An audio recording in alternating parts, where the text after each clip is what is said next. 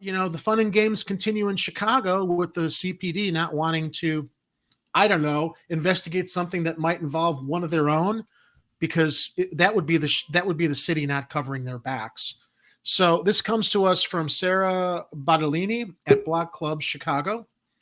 A Chicago cop resigned after a woman was found dead in his RV. Now Treasurer Hendrix's family wants answers. Though an autopsy found Hendrix died of an accident drug overdose, her family has many questions about the circumstances surrounding her death. They said they've been met with silence from investigators and are calling on the FBI to investigate. This is the victim.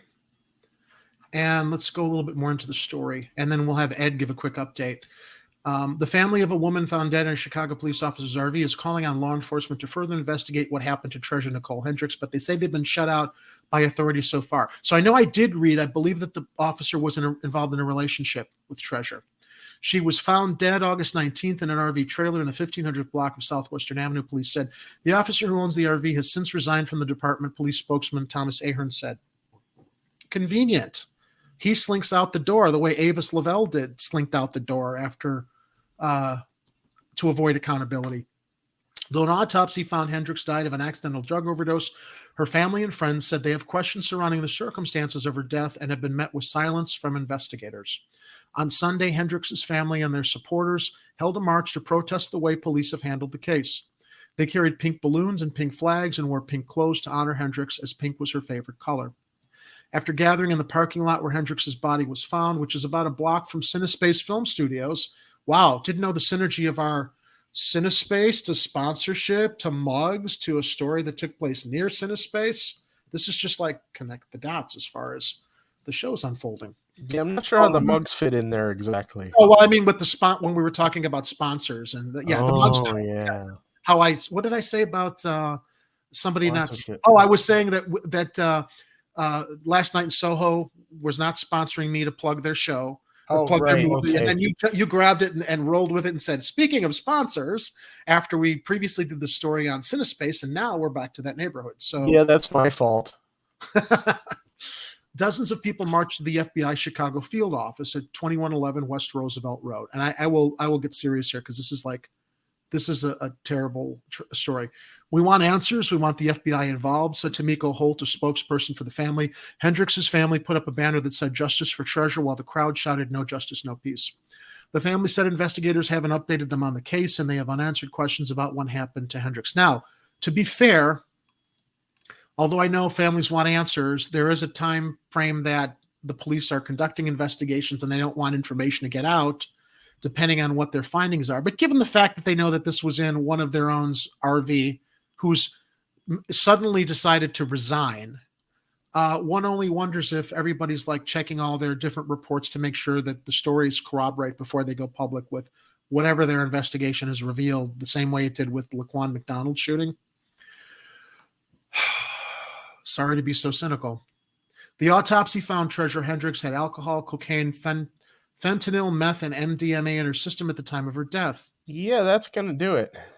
While she's involved in a relationship with this officer, and she's then found in the back of his RV. You would think that, I don't know what you'd think. But Tracy Maxey, Hendrix's aunt, said Treasure drank but didn't do hard drugs. She also had bruises on her face and swollen lips, like if she hit something or something hit her. She didn't do that to herself, Tracy Maxey said. Treasure's family has asked for a private medical investigation and is waiting for the results. I think you've got the latest article on this. Okay. Ahern said there's an open death investigation for Hendrix confirmed the officer who owns the RV where her body was found has resigned. Ahern did not respond to further questions. The former officer could not be reached for comment. Block Club Chicago is not naming him since he's not been charged with a crime yet. Hendrix's family said they are outraged by silence from police and the authorities. We had to become detectives ourselves because nobody told us anything. Nobody ever knocked on my door to tell me that my treasure had passed, Maxey said.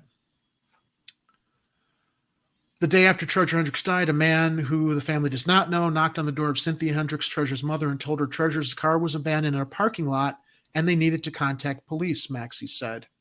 Once they reached police, Cynthia Hendrix and her sisters were told to speak with a detective, and they weren't given other information, Maxie said. The sisters drove around the area looking for Treasure Hendrix, unaware she was dead, Maxie said.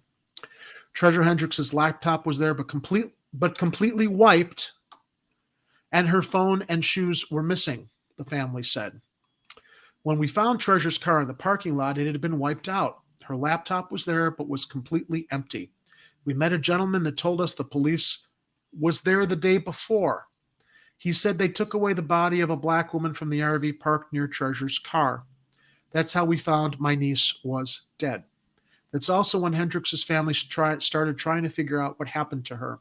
They reached out to the morgue to ask for autopsy results, asked police for information, and spoke with anyone who could have details about Maxie's death, Hendrix said. So let's just play armchair detective here, okay? And you know, we're just speculating here. The cop resigns, she's dead in his RV, and the police don't want to be forthcoming with any information after the cop resigned, and they're not revealing his name. I can only wonder if perhaps he's able to fly out of town.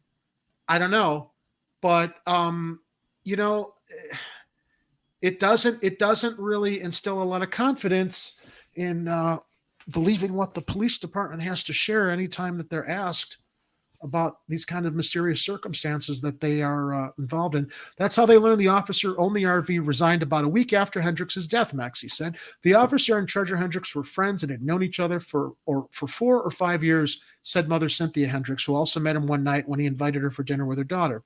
He knows where she lives, but he has not shown up to tell her what happened, Cynthia Hendrix said. While Treasure Hendrix's family investigated, they also shared her story on social media, where word of her death and the questions surrounding it went viral. Holt, the family spokesperson, said she got involved in the case after seeing flyers the family had put up asking for information. I'm a black woman that cares, Holt said. I don't appreciate what happened to Treasure Hendrix, and I'm scared to find out just how many other black women get investigations that go exactly this way.